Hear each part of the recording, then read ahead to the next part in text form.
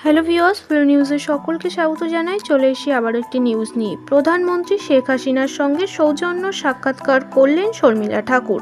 ঢাকা আন্তর্জাতিক চলচ্চিত্র উৎসবে শনিবার বিকেল 4টায় রাজধানী জাতীয় জাদুঘরে উৎসবের উদ্বোধনী আয়োজন উপস্থিত হন ভারতের প্রখ্যাত অভিনেত্রী শর্মিলা ঠাকুর। তিনি আজ মাননীয় প্রধানমন্ত্রী শেখ হাসিনার সঙ্গে গণভবনে সৌজন্য সাক্ষাৎকার করেছেন। জানা গেছে, প্রধানমন্ত্রী শেখ হাসিনার সঙ্গে গণভবনে সৌজন্য সাক্ষাৎ করেছেন মিস শর্মিলা ঠাকুরের নেতৃত্বে বাংলাদেশ আন্তর্জাতিক চলচ্চিত্র উৎসবের প্রতিনিধিরা।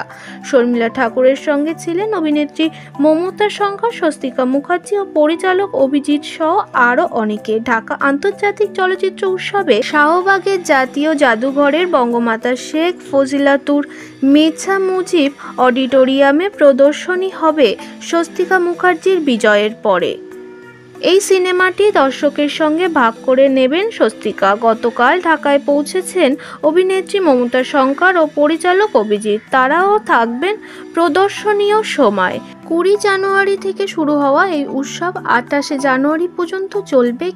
কিন্তু প্রধানমন্ত্রী শেখ হাসিনার সঙ্গে একান্তে কথা বলেছিলেন অভিনেত্রী শর্মিলা ঠাকুর। কি কথা হয়েছে তা এখনো পর্যন্ত পৌঁছায়নি সংবাদ মাধ্যম। শুধু জানা গেছে, বাংলাদেশ নিয়ে অনেক পরিকল্পনা রয়েছেন অভিনেত্রী শর্মিলা ঠাকুরের সব পরিকল্পনা জানতে অবশ্যই চোখ রাখুন ফিল্ম নিউজ চ্যানেলে। চলে আসবো আবারও কোনো আপডেট ভিডিও নিয়ে।